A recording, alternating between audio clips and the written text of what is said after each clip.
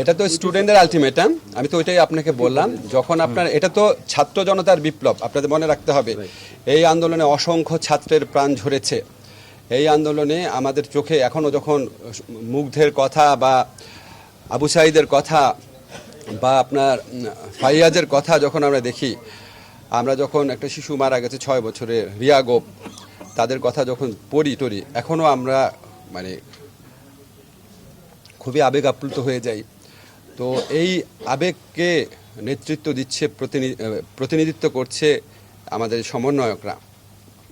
তো এত বড় একটা গণ আন্দোলন, যেখানে একটা 16-17 বছর যাবৎ জেকে থাকা একটা এত শক্তিশালী নির্মম একটা রাষ্ট্রে যে সরকার, সেই সরকারের প্রধান ওনাকে পালিয়ে চলে যেতে হয়েছে। তো ওই রকম একটা জায়গা থেকে চাপ আসার পর, ওই রকম একটা জায়গা থেকে প্রত্যাশা ব্যক্ত করার পর, আহ্বান আসার পর প্রধান বিচারপতি কি করা উচিত এটা ওনার বিবেচনার উপর আমি ছেড়ে দিলাম। আমাদের একটা সুপ্রিম কোর্টের যে প্রধান বিচারপতি এখন আছেন, উনি একটা ফুল কোর্ট মিটিং ডেকেছিলেন।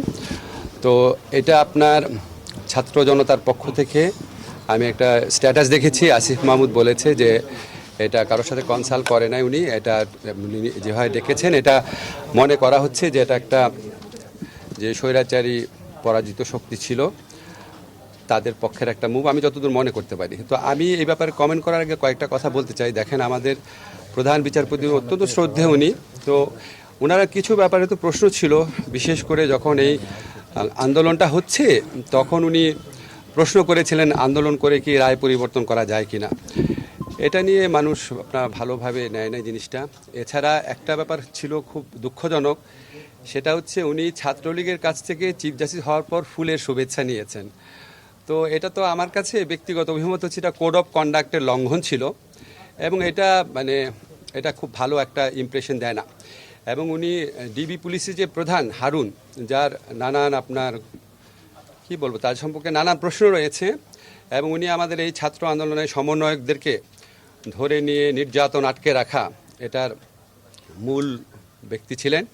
তো ওনার কাছ থেকে উনি একজন ডিবি পুলিশের প্রধানের থেকে উনি সোনার তরবারি উপহার নিয়েছিলেন। তো আমার তখন খুব অবাক লেগেছিল, এবং উনি বিদেশে গেলে বিভিন্ন আওয়ামী লীগের যে নেতৃবৃন্দ আছেন ওনাদের বাসায় থাকেন। তো এইসব কারণে এমনি তো ওনাকে নিয়ে কন্ট্রোভার্সি ছিল।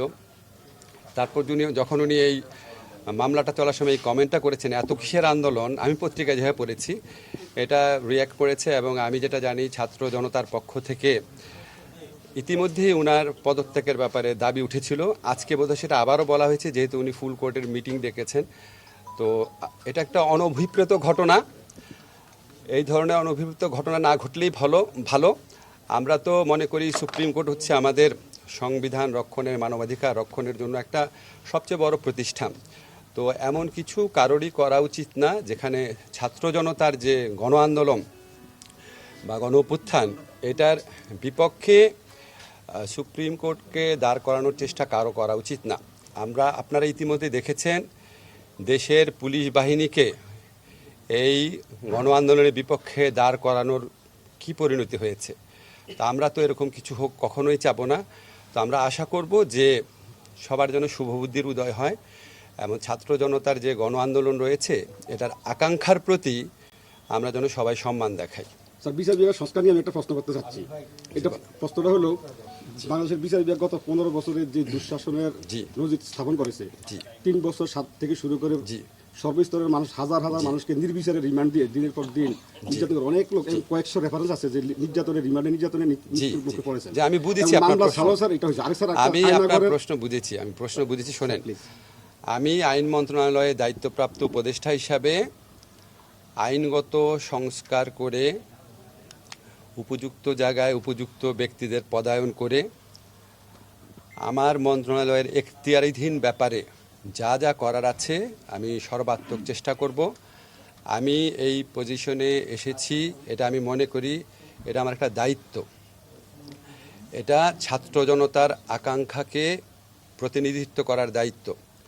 আমি আইনের শিক্ষক, আমার অনেক ছাত্র আছেন লোয়ার জুডিশিয়ারিতে, হায়ার জুডিশিয়ারিতে, কিভাবে মিসক্যারেজ অফ জাস্টিস হয়েছে, বিচারের নামে কিভাবে হয়রানি হয়েছে, ন্যায় বিচার থেকে বঞ্চিত করা হয়েছে, এই পুরা প্রক্রিয়াটা সম্পর্কে ইনশাআল্লাহ আমি জানি আমি আমার সাধ্যমতো চেষ্টা করব